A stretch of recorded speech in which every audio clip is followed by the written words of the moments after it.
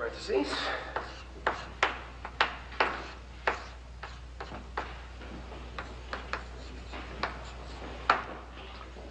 So, this being true, we conclude.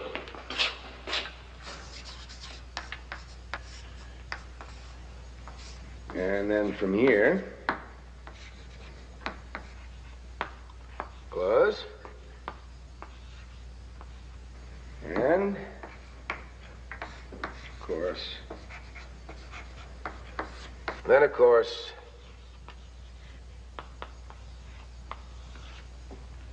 there you have it. Any questions? Oh, very good. And I assume you're all prepared to go home this weekend and study the problem. Come back in and discuss it very intelligently on Monday, huh? Now here's a young lady that understands the problem well enough to realize she doesn't understand the problem. Go ahead. Professor, the second equation you propose for the rate of gamma flow seems to conflict with Heinemann's law of surplus radiation, or am I mistaken? Well, now they're attacking me with Heinemann. What next, huh? Well, the Heinemann effect was a theory that was popular in post-war Europe among certain existential biochemists and coffeehouse philosophers and Viennese academics who never really forgave Albert Einstein his poor training in mathematics. Well, I'm sorry that Heinemann wasn't more universally liked. However, he did advance an equation for gamma flow that makes nonsense of the formula you put on the board. Where did you read that? Principles of Radiation, page 218. Is that a required text? Well, it is if you're interested in modern physics. May I see the text, please?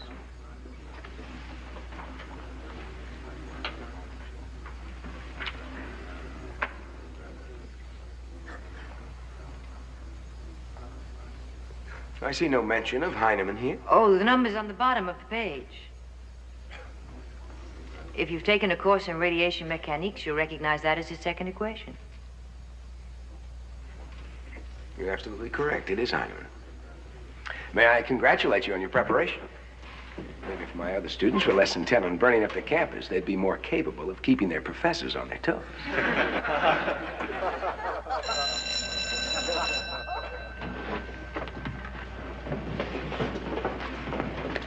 Thank you.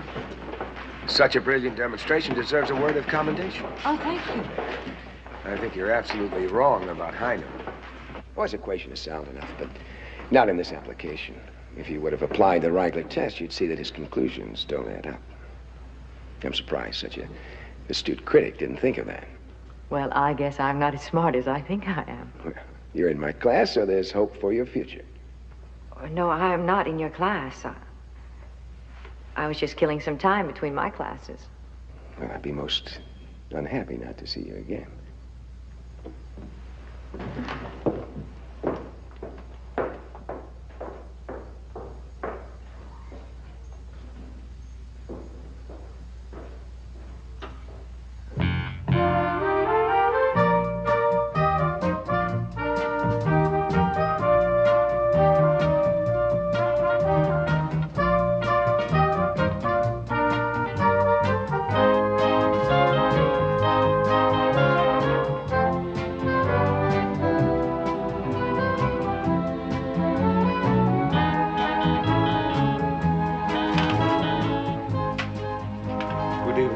Good evening. Would you have dinner? Yes, please. Could I have that table by the window? Okay.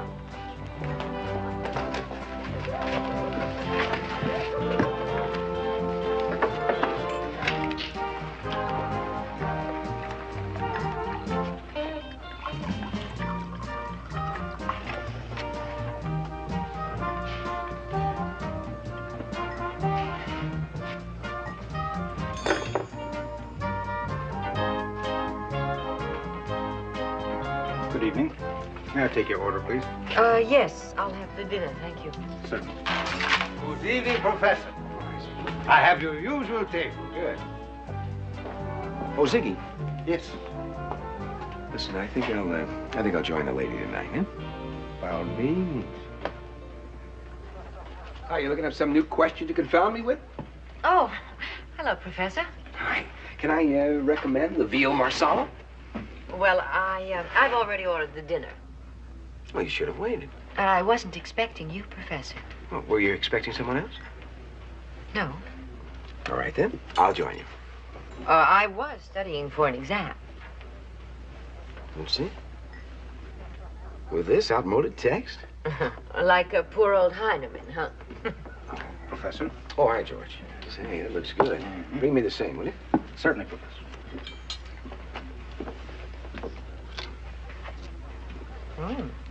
You must really be hungry. I'm starved. Listen, what are you doing after dinner? I'm going home. Oh, I've got a better idea. Let's go see the Humphrey Bogart film that's playing at the Windsor. Why, Professor, I hardly know you. Well, you made a fool out of me in class today. I mean, I think you owe it to my wounded ego. Oh, I'm sure you'll manage to assuage that on your own. Oh, thanks, George. Well, then we'll have Cabernet 61, huh? Certainly. You know, you're very presumptuous.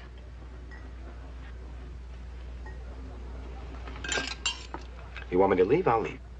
Oh, now don't.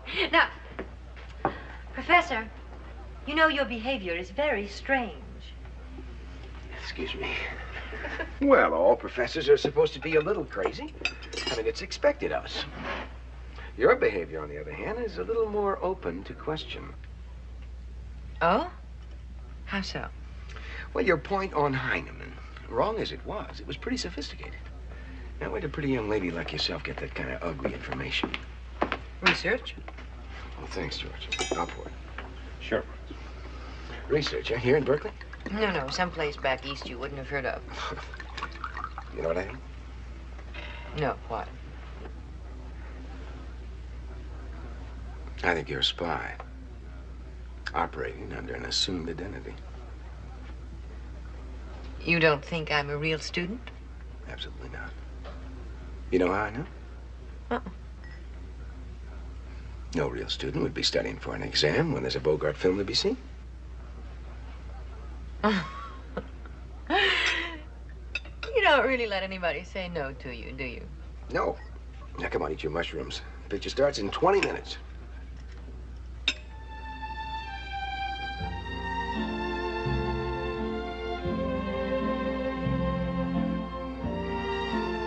Do you know how I think Bogart would have handled a new left movement on the campus? No, how? I think he would have surrounded them, the whole mob, and said, all right, you guys. Now, listen, back up against that gymnasium. One false move, and I'll let you have it. And you're next, sister. Because I'm going to give it to you just like you give it to my brother in the back. That sounds very reactionary. No. After winning them over to his side, he would lead them up to the administration building singing La Marseillaise. Bum, bum, bum, bum, bum, bum, bum, bum, Wrong. Britannia rules the waves? You know, you're wasting your time. Being a physicist. Well, how else would I have met such a beautiful young lady like yourself? You know, I wonder, how did you ever manage to avoid being married, huh? I was married. Huh? My husband died a year ago. Well, it must be very lonely. I've gotten used to being alone. I suppose you can get used to that. Were you ever married? No, I came close a couple of times. My work always interfered, I suppose. Well, you've been very successful at that. Thank you. I think I have everything I want. I live here. Oh, well, may I see you again sometime? Yes. All right. After my exam.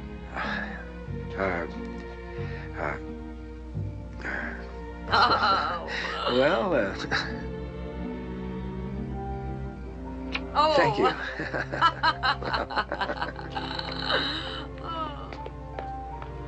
Good night. Good night.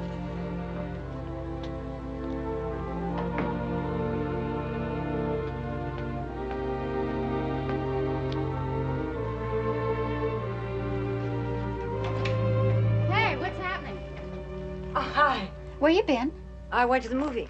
Alone? No, one of the physics professors invited me. Groovy. Hey, listen, a package came for you today. Come on in, I'll get it for you.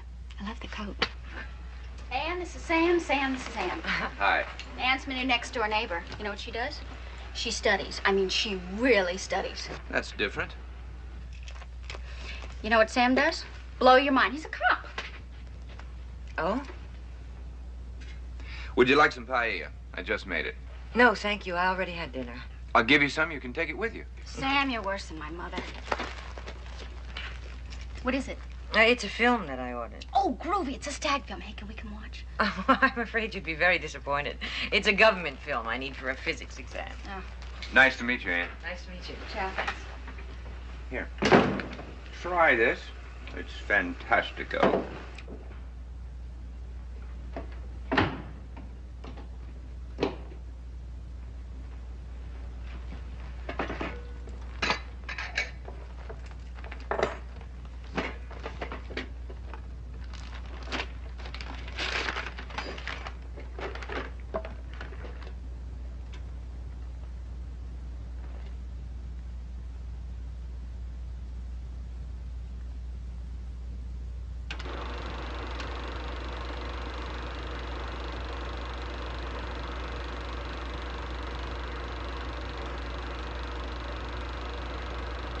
United States Government Film Series 14 DF-10, Fort Monmouth, New Jersey.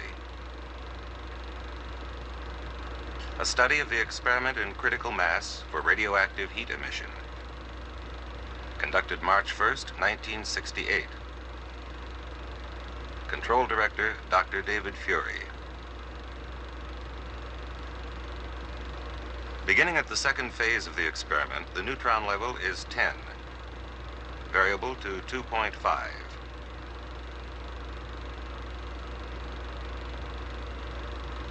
Neutron level 12. Variable to 2.7.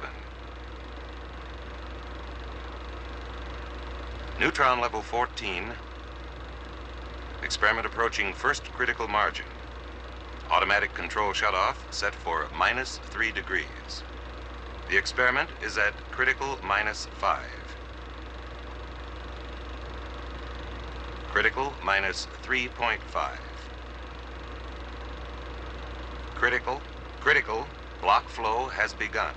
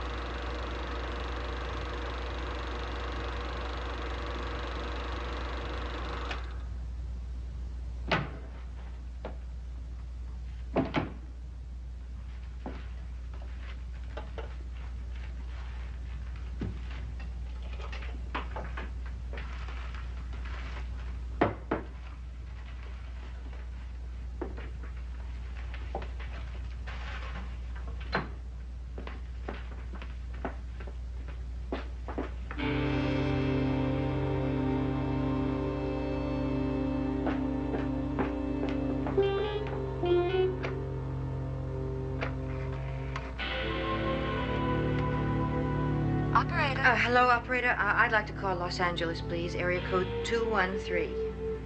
Yes, the number is 662-4699. Archaeological Museum. Hello, Dr. Leonard Schuster, please. Yes. May I ask who's calling? Yes, this is Dr. Janet Furie. One moment, please.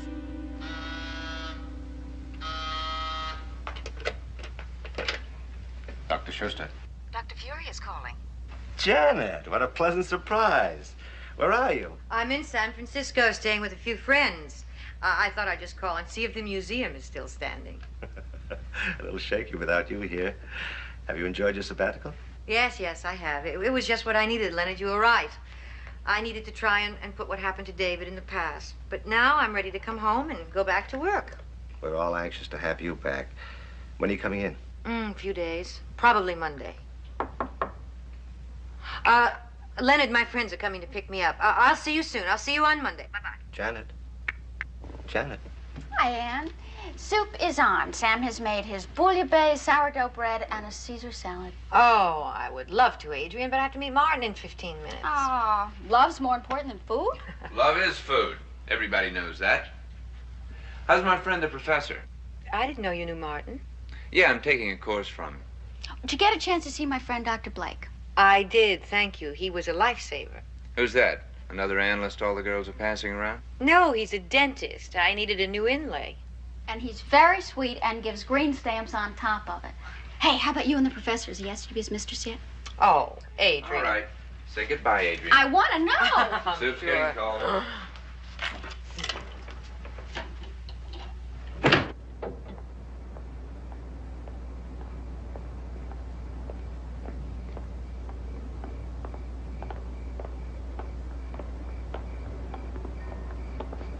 Hi.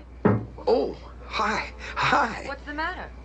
Oh, the guys in the bio department have been sabotaging my car. They've been doing it ever since we got the drop on them in X-ray crystallography. Oh. There. I think that ought to do it. Thank you. Now, what shall we do now, huh?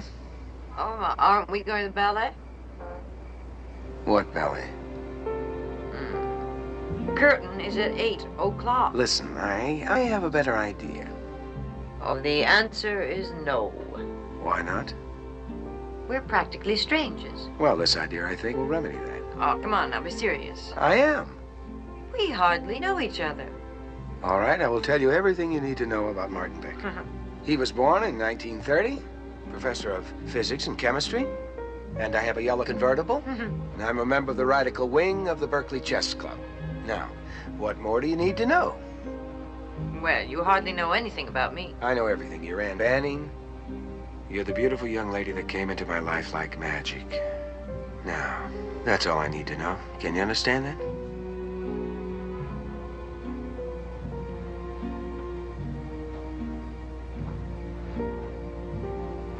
What's the matter? Did I say something wrong? Yes. You made me remember things I choose to forget. Come on. That's not bad, is it? I was in love once, that's enough. And it'll never happen again, is that it? There's nothing left. And it's all turned off. No. No.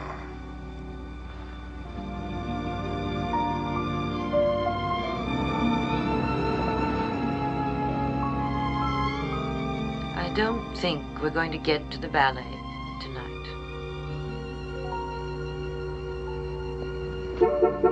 Sorry, but you're gonna have to move your car. You're in a no-stopping zone. All right, officer, thank you. We shall cease to stop forthwith.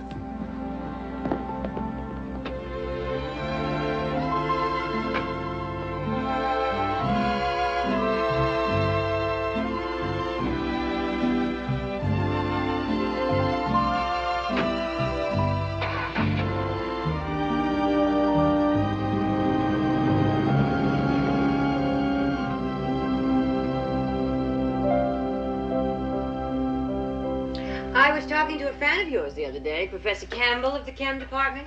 Campbell, he's a nice chap. He's a little rigid in the area of kinetic light theory, I think, but nice. Oh, that's very strange. You know, he said the very same thing about you. What? No, I'm only kidding. He did say, however, that you are a prime candidate for the Nobel Prize. Slightly premature. My, such untypical modesty. You know what Campbell's trying to do? He's trying to put the hex on me. What he doesn't know is you've already done that. Hey, when am I going to get the shirt back? Huh? When I am through with it. Ah, finished. Smell that. Oh, Half for me, lady, and half for myself. I don't think those portions are exactly even. Come on. May I put them on the table now? Please do. Thank you. Get it while it's hot. Get it while it's hot. May I, madame? Sit yourself down here. Sure. Well, I am serious, though. What did you do to warrant all this talk about a Nobel Prize? Did you invent a cure for radiation sickness or something? What made you say that? I don't know. It just flew into my head. I guess it's all the talk about the Chinese and their H-bombs and everybody and their H-bombs. I don't know why. What's the matter, Martin?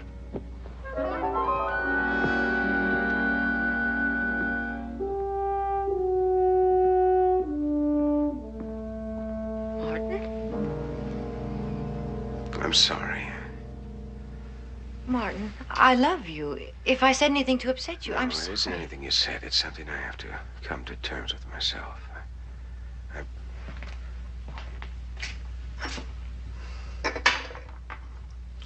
Brandy, 10:30 in the morning. I'm in fine shape. I think I'll join you. I'll have a drink, too.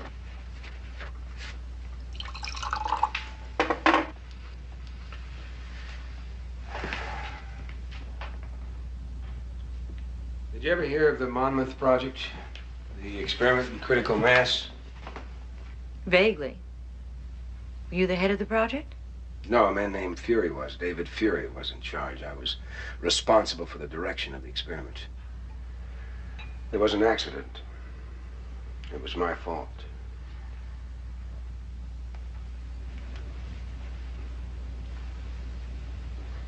What happened? The mass went critical. Furie, a young researcher, received a lethal radiation dosage. And you say it was your fault? Well, the inquiry blamed it on Furie. He was the project head. He was ultimately responsible for it, but I knew there was no need to conduct that type of high-risk experiment. I should have stopped it. I had no idea. It's been a nightmare. After 2 years.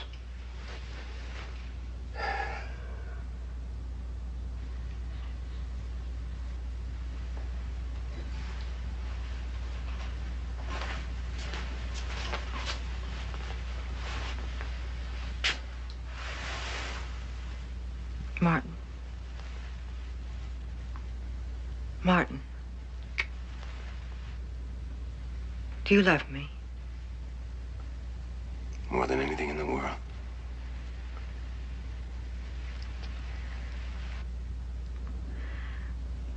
What if I turn out to be someone other than the person you know? What is it? What's the matter? I've done a terrible thing. I don't care what you've done. I've been living a nightmare of my own. Don't. It's all over now for both of us, huh? I don't want you to ever be upset again. Ever. Over anything. All right? Anyway, this is the time for a celebration. Exams were over yesterday. This is a perfect time for us to go out and have our great escape. We could just jump into the car and head out wherever the map takes us, huh? 10 total days of barbaric forgetfulness. Damn the cyclotrons, full speed ahead. How does that sound to you? That sounds great. It will be great. Then I shall resolve to lay aside my own memories as best I can. Martin? Martin, this man Furie. Did you care about him? I mean, really care about him as a person? Well, of course I did. He was a co-worker. I cared about him. Now, come on, let's get something to eat. Was he a valuable scientist? I mean, might he have made a discovery similar to yours?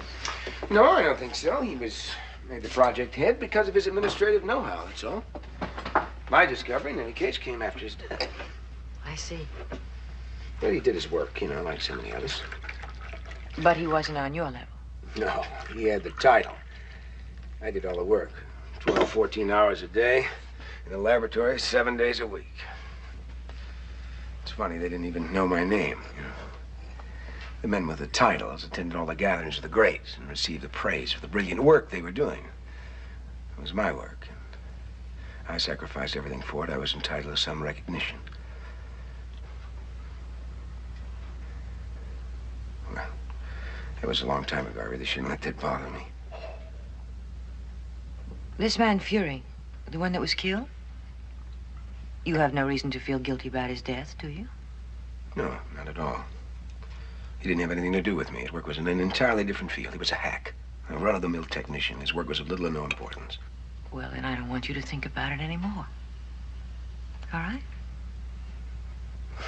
Sure. Now tell me, what was this terrible thing you had to confess to me, huh? Oh. Well, I think I'll just let you guess. All right. All right.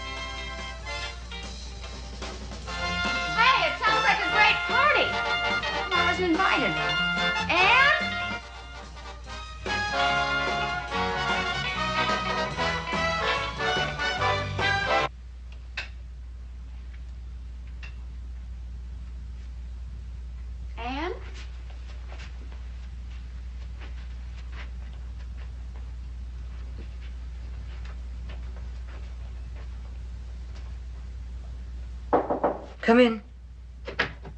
Hi.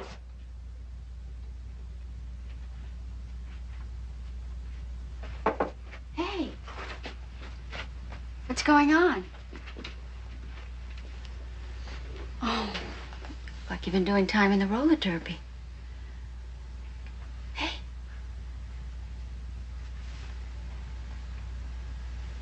What happened? I fell on the stairs. Oh, garbage. Someone hit you? Who did it? Martin. Martin? Why? We had an argument.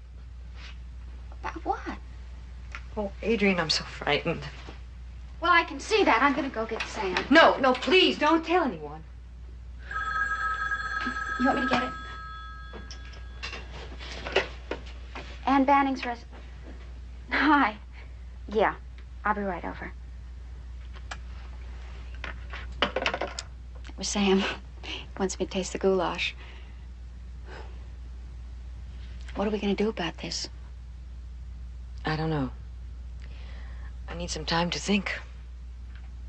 Could we talk about it tomorrow? Yeah, we'll go have lunch at the Point. Good.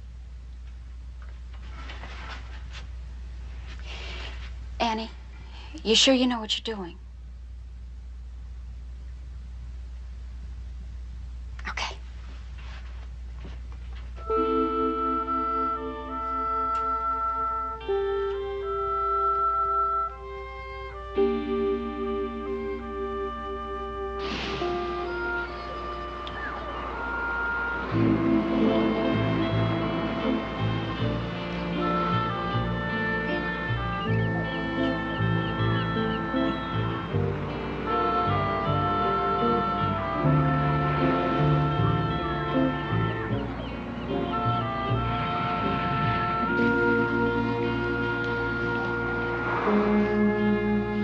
Hi. Hi. Hey, your cheek looks great. Oh, the miracle of modern makeup. Hey, want some? No, thank you. I had a sandwich with you. You go ahead. No, I'll have it later. I want to hear about what happened yesterday. Want to walk? Yeah.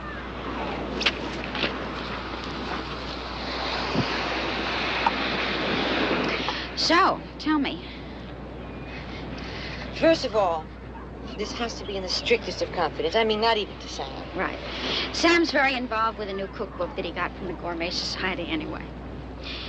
Now, did your boyfriend go crazy with jealousy or something? No. It was when I questioned him about his work. That's really crazy. It isn't.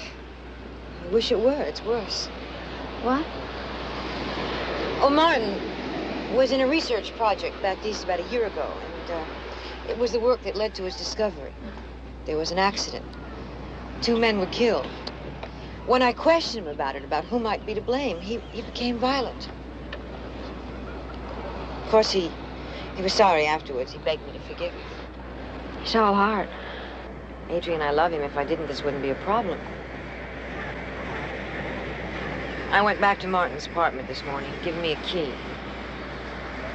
I went through his papers, and I found a journal dated through February 1968, the day before the accident. Martin's journal. No. It belonged to David Furie, the head of the project. Did you bring it with you? Oh, Adrienne, if he thought I had it, he might... The notes in the journal were on radioactive heat emission, the very work that Martin is taking credit for. You think he stole this man's work? I don't know. I hope there's some other explanation, but I don't know. Well, I'll tell you something. Now, I made a promise to you to keep my mouth shut. But if your boyfriend is a crook, or maybe even worse, and he finds out that you know what you do know, you could be in danger. Do you know what I mean? Yeah, I know what you mean. I just need some time to sort it all out. You gonna be home tonight? Yeah, I have to take Sam over to a dinner that the cops are having. I should be back, around 10 o'clock. You want to stop by? Adrienne. Thanks. No. I mean, thanks.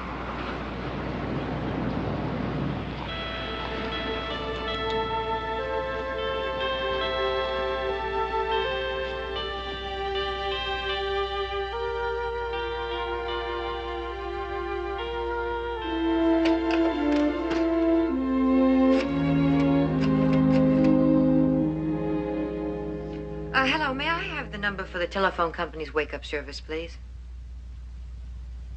Thank you.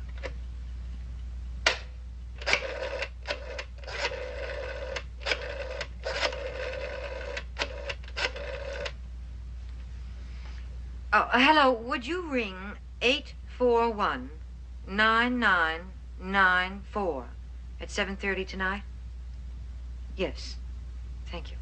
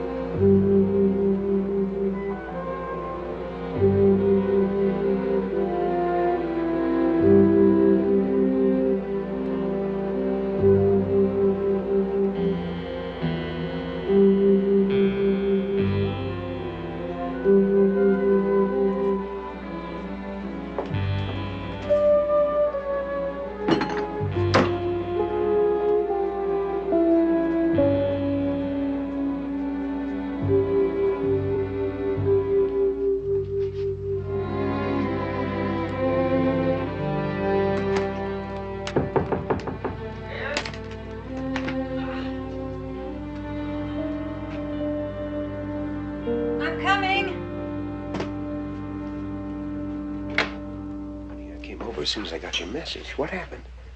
Are you all right? Oh, I'm fine, Martin. It's my mother. She had a stroke. I just got word from my brother in Chicago. I'm sorry, but it's not bad, is it? Well, I don't know. Jerry said he'd call at 7:30. Martin, I may have to go away for a while. I understand. Hello? Yes, Jerry. Are you at the hospital? This is the telephone company wake-up service, ma'am. Is this plaza... Well, how's Mom? Is there any change? Is this plaza... Yes, I understand. I'll catch the next flight. Goodbye, Jerry. Well, how is she?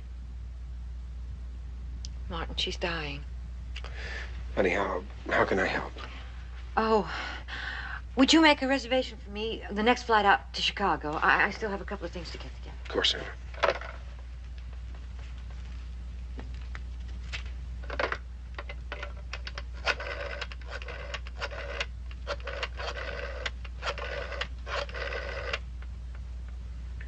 Hello, can you tell me you have another plane to Chicago this evening? What time, please? Yes, 9:45 will be fine. Flight 603. Would you make one reservation, please, in the name of Anne Banning? That's correct. I have it. Thank you. Darling? Here, I got your reservation on the 9:45, flight 603. One seat in your name. Fine, I better get going. All right, I'll take you over there. No, I can catch a cab on the corner. You know, there are always taxis at that little I wouldn't stand. hear of it now. Well, Martin, my brother Jerry said he might call back. If he does, you can tell him that I'm on this flight. It might mean staying by the phone all night. I'm sorry. I don't mind.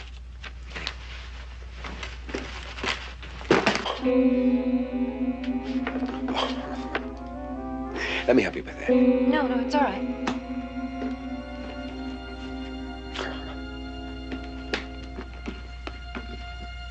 Come on. Come on. Now, are you sure you're going to be all right? I'll be fine. You take care of yourself while I'm gone, huh? I will. Call me, eh?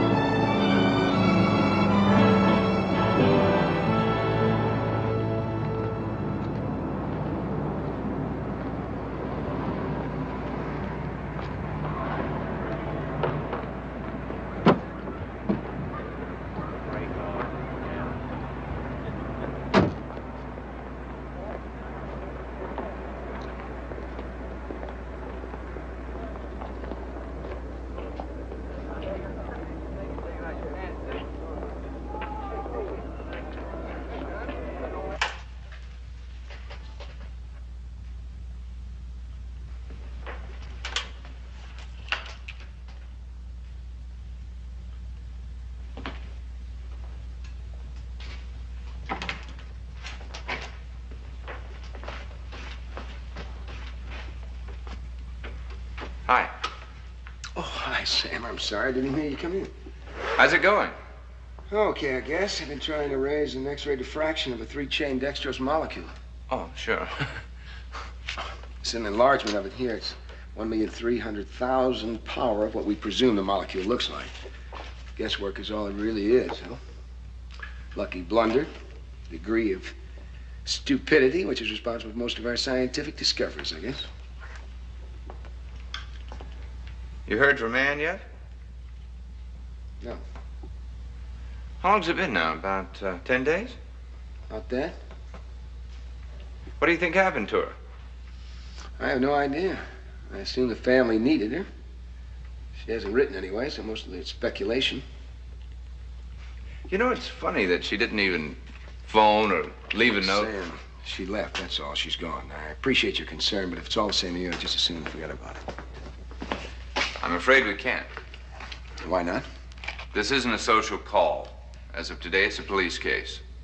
Since I know some of the people involved, I asked to be put on it. What do you mean, a police case? Adrienne had a date with Ann for 10 o'clock the night she left. Now, when Ann didn't even leave a message, Adrienne started to worry. It was a family emergency. Adrienne said you told her that Ann had a 9:45 flight to Chicago? That's right. Well, I checked with the airlines.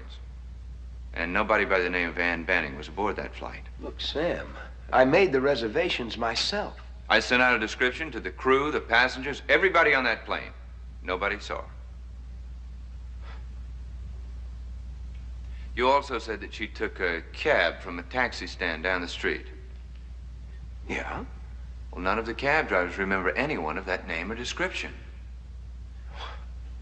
Adrienne also said that you and Ann had a fight the day before she disappeared. Look, we didn't have a fight, and I don't understand your use of the word disappeared. She simply went to Chicago to be with her mother. Mm-hmm. Like you said, a family emergency. Well, we checked the University Department of Records. They list both of Ann's parents as deceased.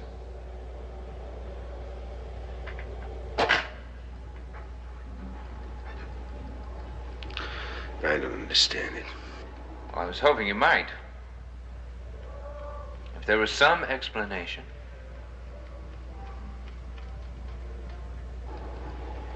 Look, do you have a lawyer? Hmm? I said, do you have a lawyer? Why? I'm afraid you're going to need one. Because one of the things Adrienne said was that Ann was afraid that you were going to kill her.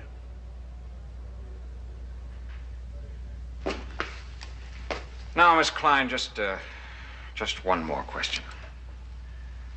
Did Miss Banning give any reason for her alleged fear of the defendant, Dr. Martin Becker? Yes. Would you care to elaborate?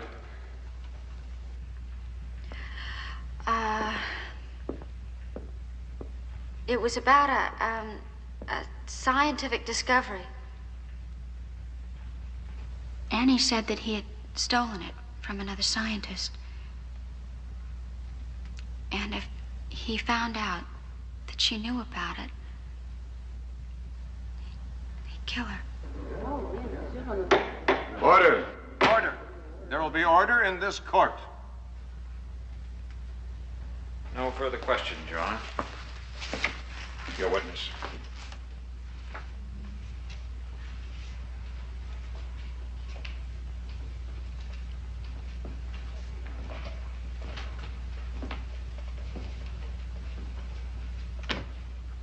On the night of Miss Banning's disappearance, you said you went to her apartment, found her gone, and found Dr. Becker present.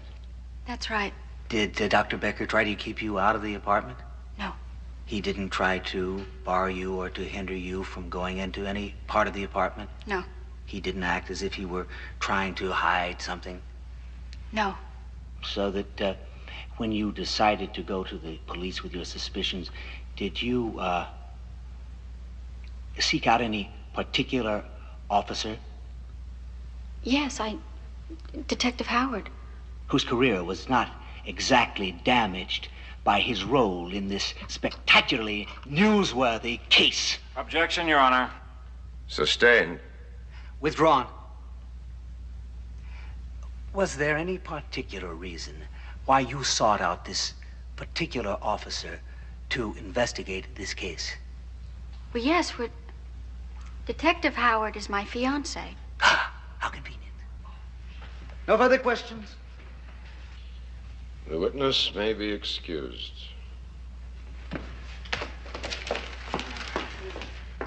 Your Honor, the state calls Detective Samuel Howard.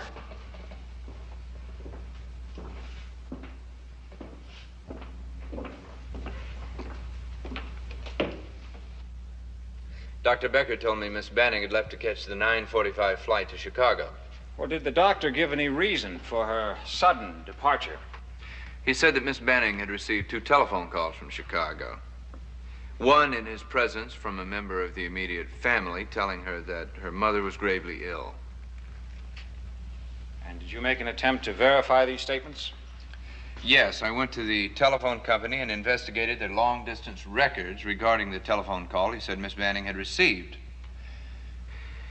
There was no record of any such telephone call to Miss Banning's number on that date. Well, what about previous or subsequent days? There were no Chicago calls at all. Your Honor, I was there. I saw her take the call. Mr. Dietzier, you will restrain your client. Detective Howard, when the defendant was arrested and charged with murder, did you pay a visit to Miss Banning's home? I went there immediately afterward and proceeded to search the residence. Mm-hmm. And during this time, did you have any, theory about the disappearance of Miss Banning? No, I object. Let's hear evidence, not theories. Sustained. All right, we'll put it this way.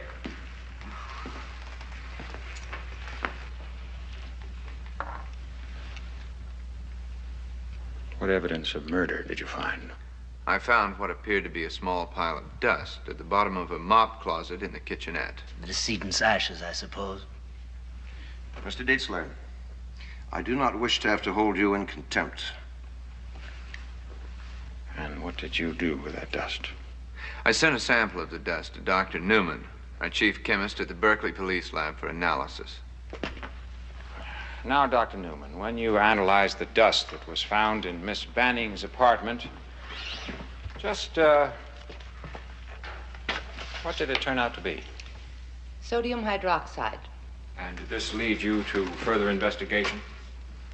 Well, the hydroxide of soda did suggest a certain possibility.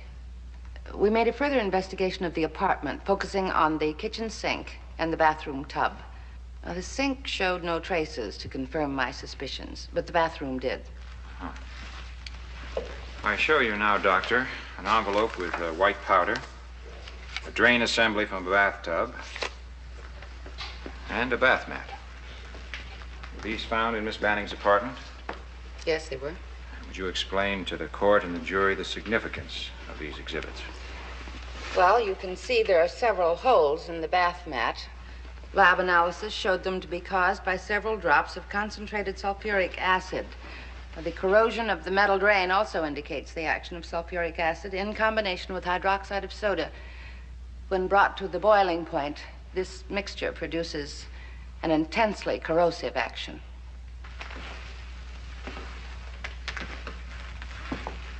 What if, someone wanted to get rid of a human body? Would that mixture do the trick? Oh, yes, very easily. You could do it in, say, 6 to 8 hours, depending on the size of the body. Then I understand you to say, do I not, that that mixture could break down any and all substances in the human body? Yes, sir, if you're talking about what nature put into the human body. What do you mean? Well, for example, there's only one thing that will destroy the gold fillings in a person's teeth. Agua regia. That's a mixture of hydrochloric and nitric acids. Well, you mean then that sulfuric acid and Hydroxide of soda? hydroxide of soda wouldn't do that? Oh, no, sir. Well, thank you, Dr. Newman. Now, will you please tell us what you did next in your investigation of Miss Banning's apartment? We made a careful examination of the catch valve in the bathtub to see if there was anything in it. Dr. Blake, on March 27th, you took a complete set of x-rays of Miss Banning's teeth. Is that correct? Yes, sir. Now I show you 3 gold and alloy dental inlays, identified by Dr. Newman and 2 other witnesses as being found in the bathtub drain of Miss Banning's apartment. And here are 3 negative enlargements of them. Could you identify them by comparing them with the x-rays as Miss Banning's? Yes, these are Miss Banning's. Thank you. Your Honor, I would like to request that the blinds be drawn. All right. Bailiff?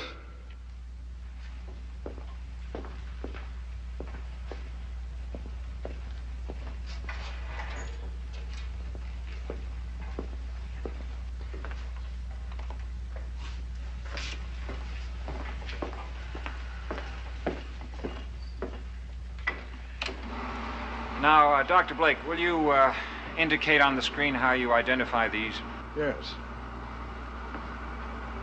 This inlay is in the lower right, second bicuspid. And this?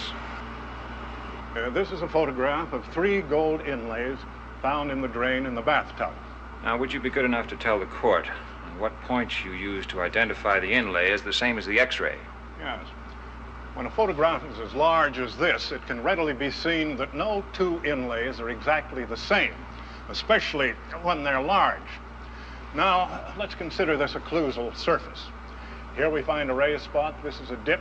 This is a ridge running transversely, and this slopes down to the mesial area. Now, over here, we have the raised spot. Here, the dip, the ridge running transversely, and this slopes down to the mesial area. In other words, these 2 are exactly alike. And this is a photograph of Miss Banning's mouth. Would you please superimpose the 2 images? Okay.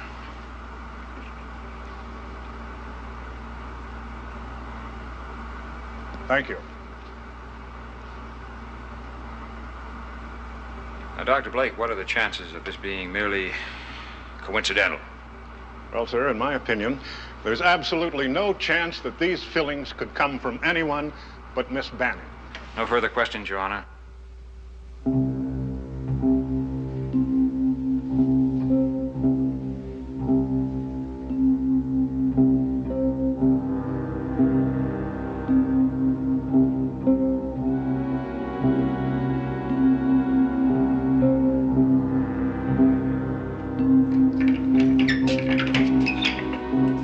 Jury's coming back.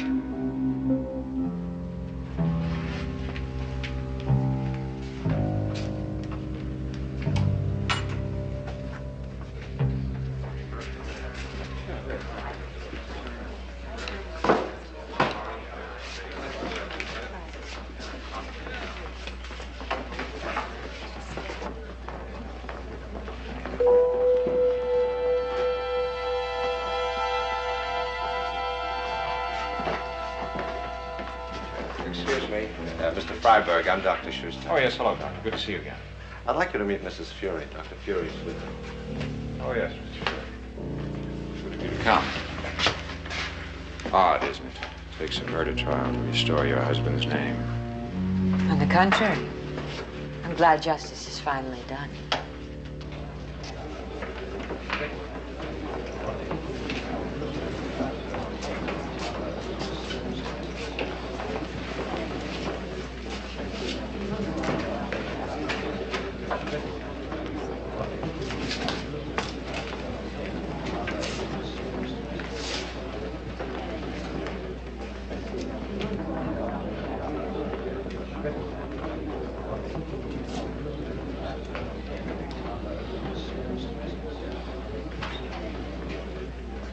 Everyone will please rise. Department number 5 of the Superior Court for the County of Alameda is again in session. The Honorable Alonzo Romagna, judge presiding. Please be seated and come to order.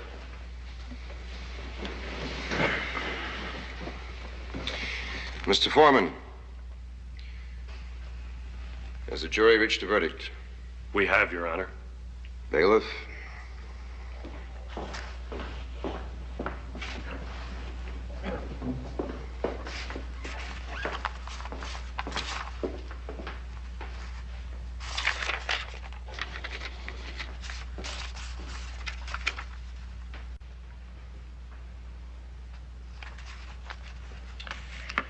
The defendant will rise and look upon the jury.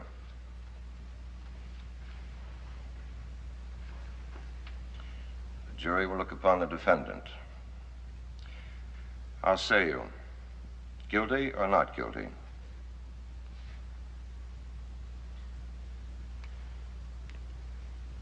We find the defendant guilty of murder in the first degree.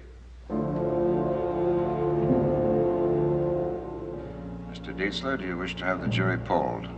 No, Your Honor. Polling is waived. Defendant is remanded to custody to appear before this court on June 14 for sentencing. Court is adjourned.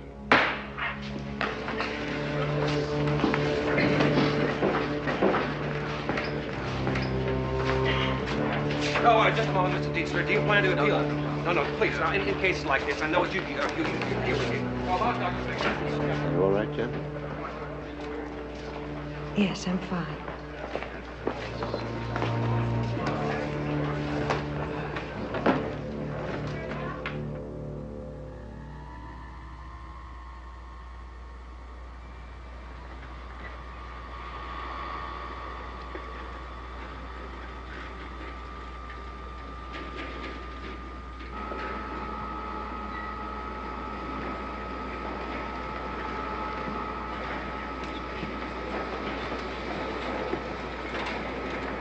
Herbie? Hello, Herbie. I thought you'd want these in a hurry.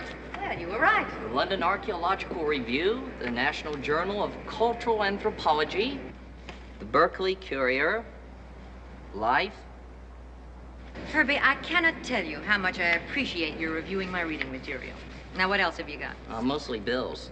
A renewal form to your National Geographic subscription. Mm-hmm. Oh, here's something. A letter from San Salvador. Hey, who's it from? Oh, well, you're certainly a curious young man.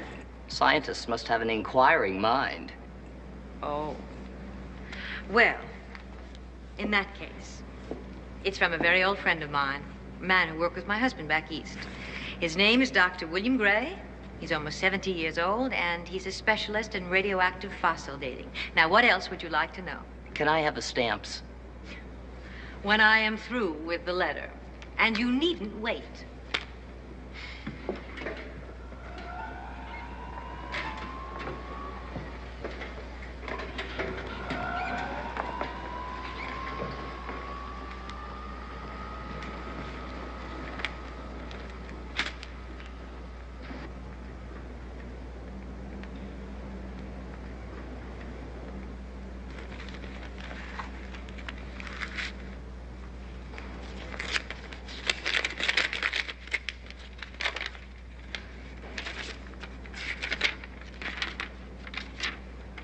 Dearest Janet, today I received a month-old newspaper with an account of Martin Becker's trial.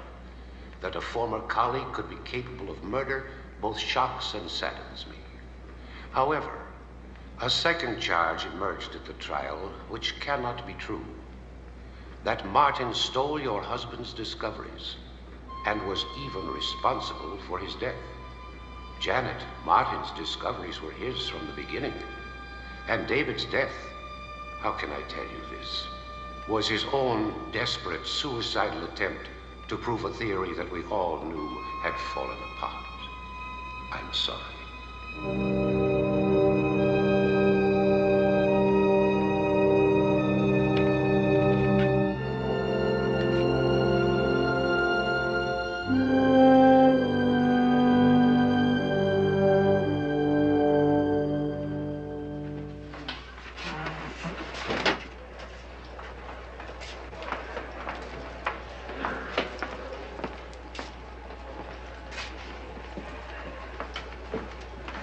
Uh-huh. All right, we'll send a car right over. Roland, do me a favor, will you? Send a car to 150 Cardoza Lane. Some guy got hit with a lead pipe while trying to prevent violence. Yes, sir.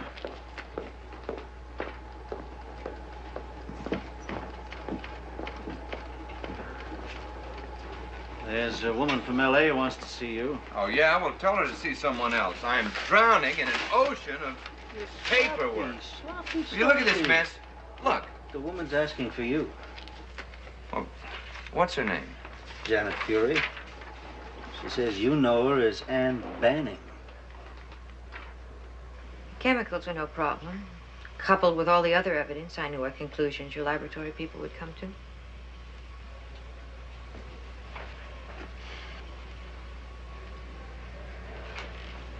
Tell me something. How'd you get your gold inlay down the drain? Dr. Blake put it in that Friday. I flew to Los Angeles over the weekend and saw another dentist under my own name. I had the gold inlay replaced with a porcelain one for cosmetic purposes, and I kept the gold inlay, flew back up here, and put it down the drain. You went to great lengths. What made you think your husband was murdered? For months before he died, I received letters from him. I was in San Salvador on an archaeological project. He said he was on the brink of a major scientific discovery. All his life, he was an ordinary, hard-working man. Now, after 20 years of labor, he'd found something, really found something. The next letter I got was from the head of the laboratory telling me he'd been killed in an accident. What made you so sure it wasn't an accident? Sam, my husband was a very careful man. 6 months later, a man named Martin Becker was taking credit for his discoveries. Wasn't there some sort of an inquiry into this accident? I was convinced it was a whitewash. That Martin had played the political game so well, his colleagues were unwilling to think anything bad about him. And my husband wasn't there to defend himself. You must have loved your husband very much. He was my life. We have received the report of the court probation officer, as well as the submission of Dr. Martin Becker, who has pleaded with the court to show leniency toward the defendant. Accordingly, it is the decision of this court that no useful purpose would be served by the defendant's imprisonment. Proceedings are suspended. Probation is granted for 5 years on standard conditions. Court is adjourned.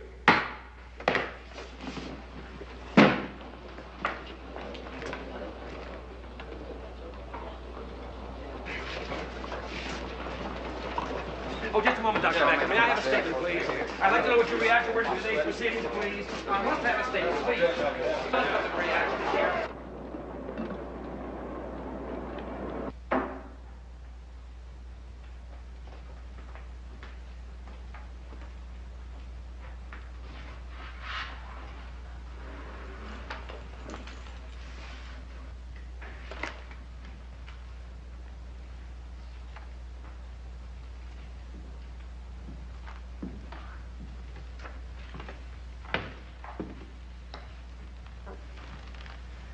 Hello, Martin.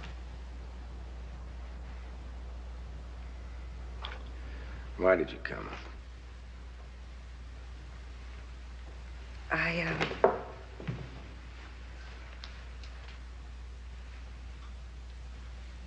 wanted to say that I'm sorry. And you expect me to just raise my hands in a blessing, huh? Go and sin no more. From murderer to saint in 9 painful lessons. I don't expect you to forgive me. Even if you did, I wouldn't forgive myself. Then why did you come back here? To see how you were. I'm fine. Can't you see? I'm just fine. They gave me my old job back. A position was just mildly affected by the aroma of murder and theft. Of course, our brothers in Stockholm were a little more cautious. They awarded the Nobel Prize elsewhere for work of a less controversial nature. Thank you. Martin, I want to do something. Please help me. So you plead with me to help you, huh? How ironic. You know, the funny thing is I can understand exactly how you feel. But there's nothing you can do for me. So consequently, there's nothing I can do for you. I'm sorry for troubling you, Martin. On the contrary, I'm glad you came. It's not the Nobel Prize. I mean, losing that, that's mine. They can't keep it away from me forever. Or being in prison as much of a hell as that was. It's you.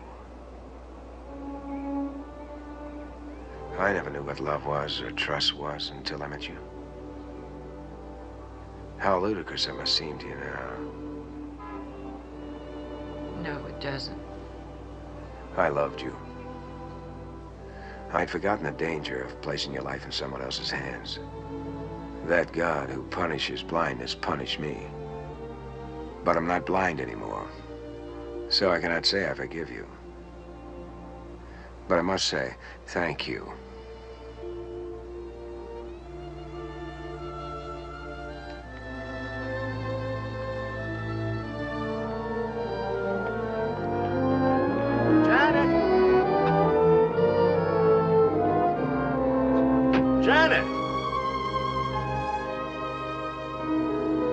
Dr. Becker.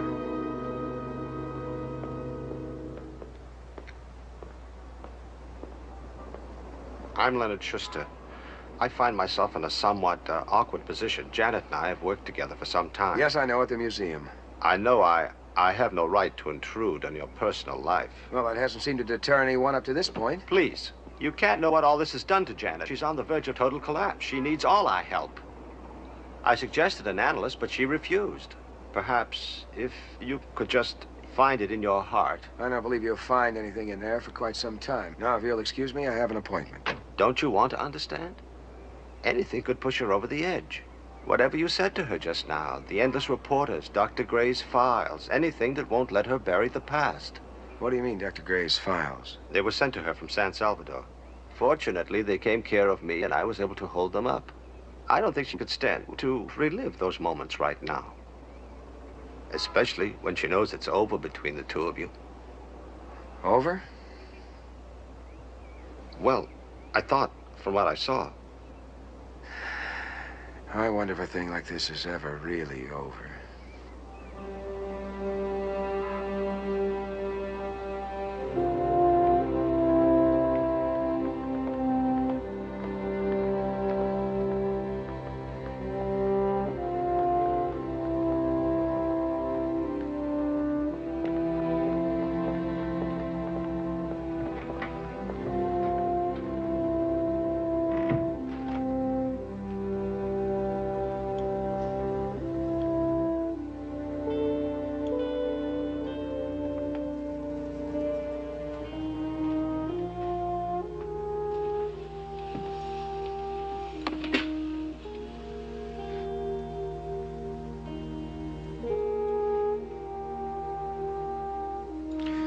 May I join you?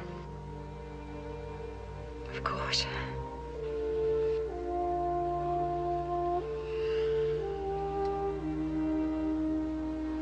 Does all go well with you, Martin? You know, my work is going on right on schedule. Also, I've been asked to chair the Atomic Scientists Conference in Vancouver in the spring. That's wonderful. No one deserves it more than you do. Honey,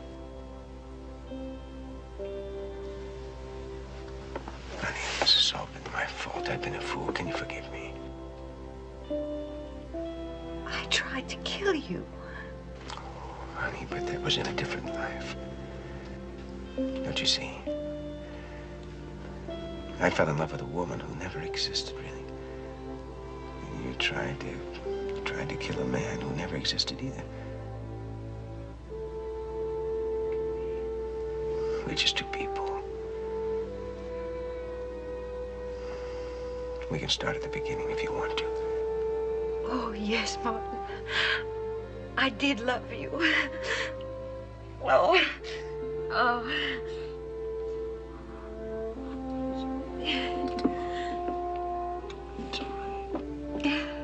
Professor, may I be of any assistance? Ziggy, bring us a couple of champagne cocktails, will you? And I think you better get us a couple of dozen handkerchiefs, too. And 2 menus. This is a celebration. It shall be done, Professor.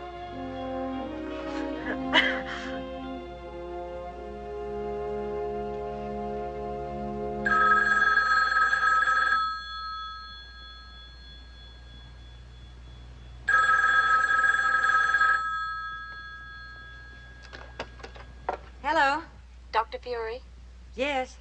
I have a call for you from San Salvador. Oh, yes. Put it on, please.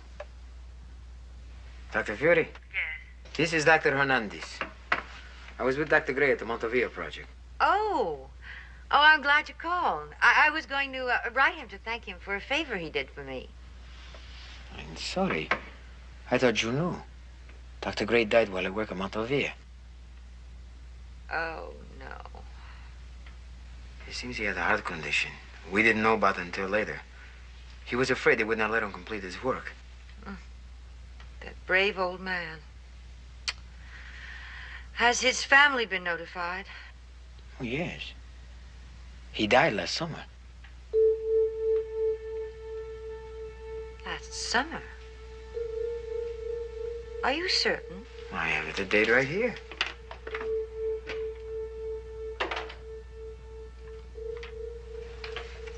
Here it is. July 18th. July 18th? Why, that's impossible. The doctor wrote you some material. Since he received no confirmation, I had called him to see if it had been lost in the mail. The doctor was most anxious that you receive it. No. No, I haven't received anything. I'll put a trace on it. I'm sorry I had to bring you this bad news, Dr. Furie. I know how close you were to him. Yes. But thank you. Thank you, Dr. Hernandez.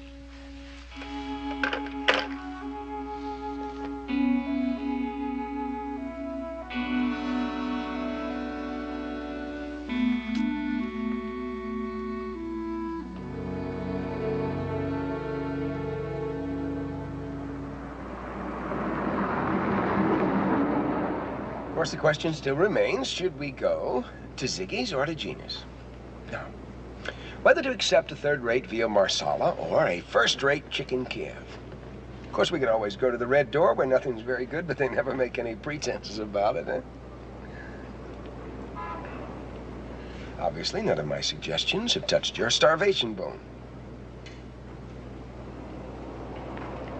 I heard from San Salvador today. Dr. Gray died July 18th. I'm sorry to hear that. Martin, that means I received a letter from him 2 months after he died. Well, there must be some mistake. Yes, there must be. But whose?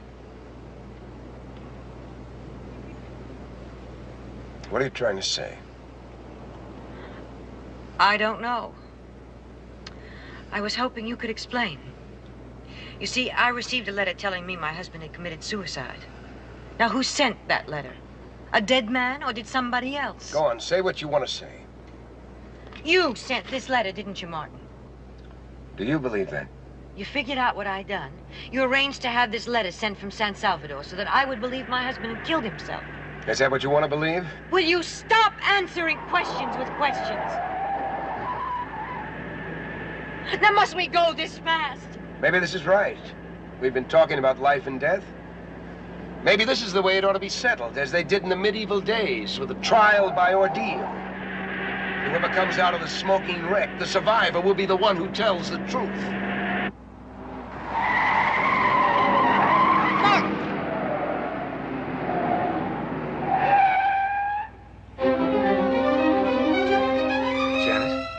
Janet?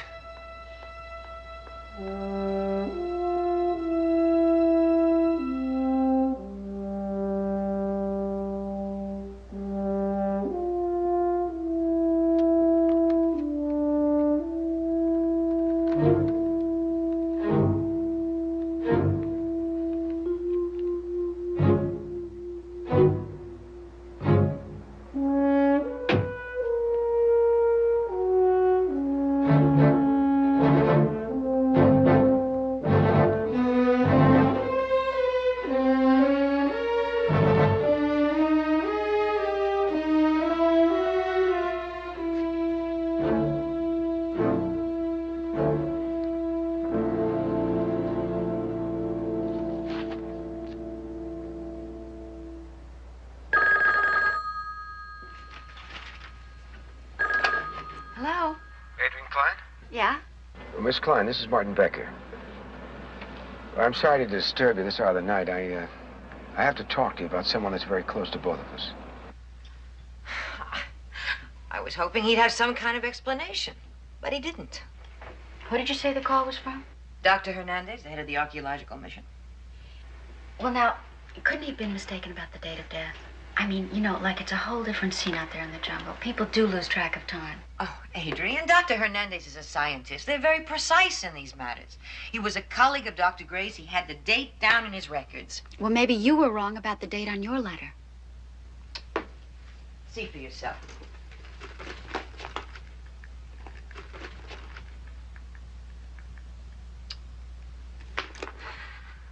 I must have left it in Martin's car. But I'm certain I wasn't mistaken. Imagination can, sometimes play tricks with your head, you know what I mean? Imagination? Janet, what are you gonna do? I'm going to start all over again. What do you mean? Martin wrote that letter. I've got to prove that my husband didn't commit suicide, that Martin killed him to steal his ideas. Oh. There must be something in that material Dr. Gray sent me, otherwise Martin wouldn't... Janet, stop it! You've got to stop all of this. Talk to Martin.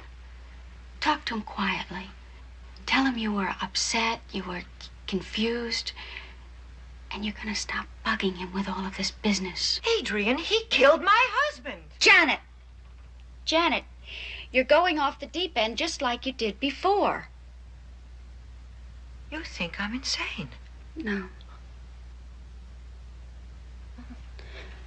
No, I don't. I think you've just forgotten how to trust people.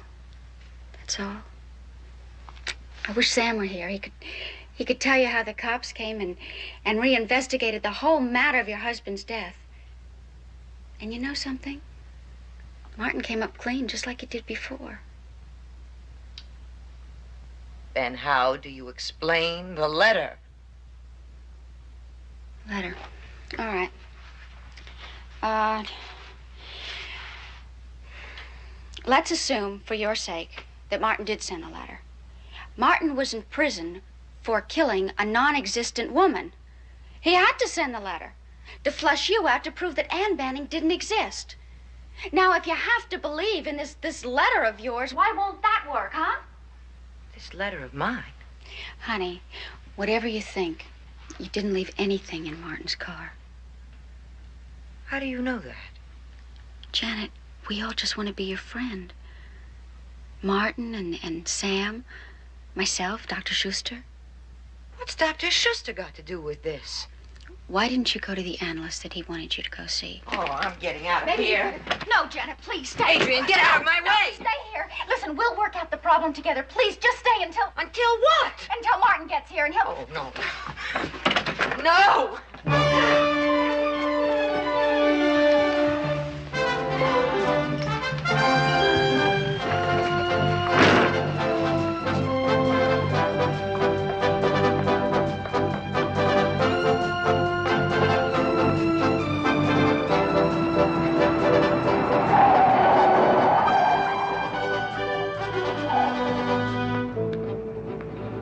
Where is she? I don't know. She's gone. She gave me some kind of a song and dance about a letter. She's gone. Adrienne, look, we've got to find her. Now, you were the last person she Martin, felt she could turn to. You don't think she'd do anything to herself? I don't know. Where? Where could she have gone? Vista Point. Try Vista Point. She used to like to go there when she wanted to be by herself.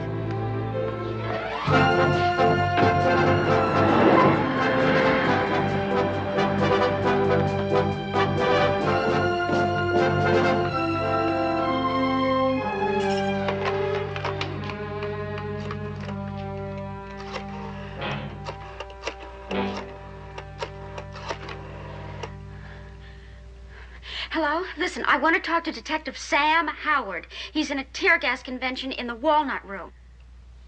Yes, it's an emergency.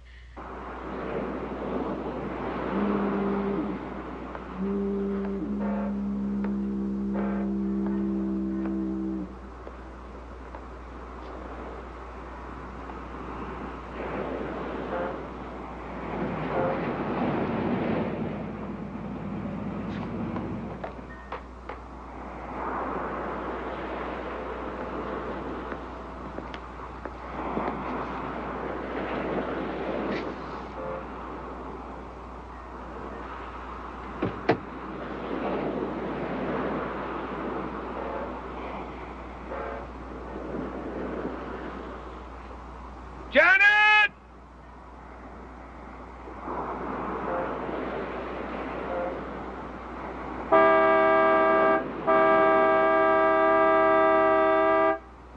Janet!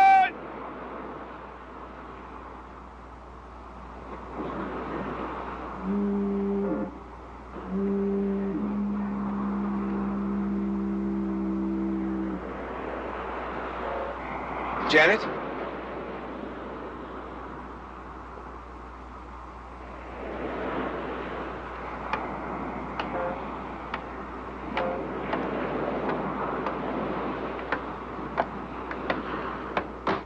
Janet?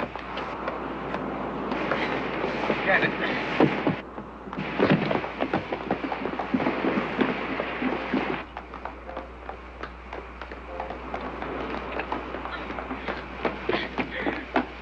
Janet? Janet. Oh! Janet, you don't have to do this. You don't have to be afraid of me. Honey, honey. Come on. We don't have to be afraid anymore. Now, wait. Wait. Here, now look. Now, you see? You're free. Come on, give me your hands. Come on.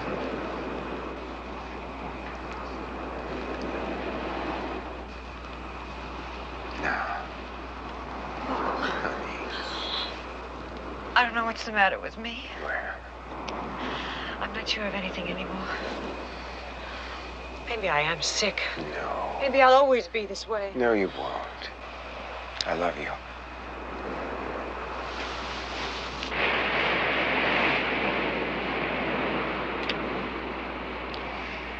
I love you. Martin, if you love me, please try to understand. I have to know about Dr. Gray for sure. I'll never have any peace. Please try to understand.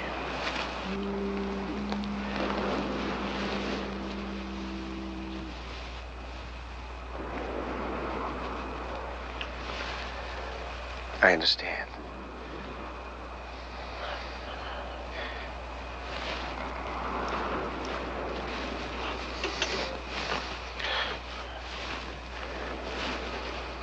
I thought I could have everything in the world I ever wanted. My freedom, my career. The one woman I loved more than anyone in the world. I guess I should have known better. What do you say?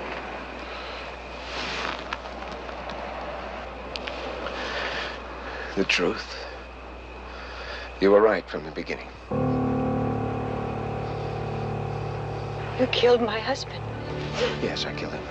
I didn't want it to go that far. I wanted it to be an accident that would discredit him. Why?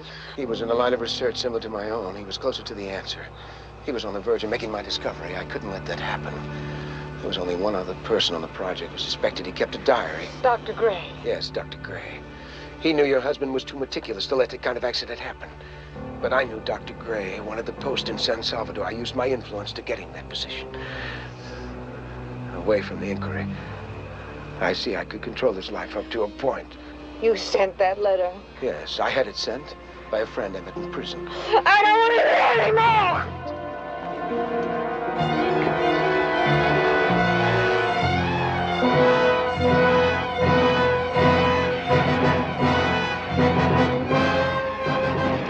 It'll be easy this time. You made it easy for me. You already had one nervous breakdown. You concocted a wild plot against a respected scientist. You're on probation now, and you're despondent. No one would be too surprised if you were to...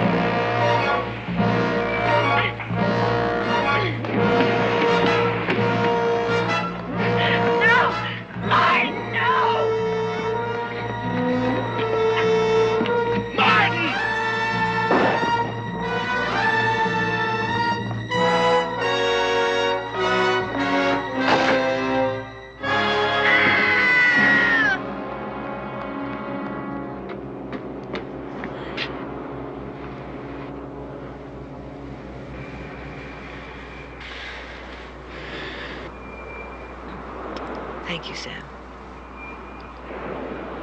Thank you very much. Sure. Let's get out of here, huh?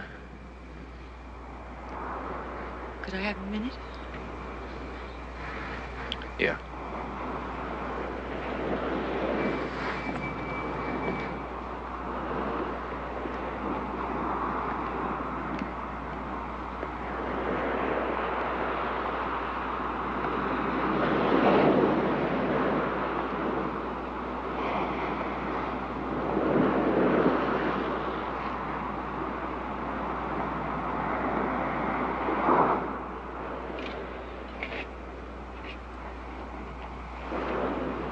Hello, Wally. This is Sam Howard. I've got a coroner's report. Yeah. Okay, sure.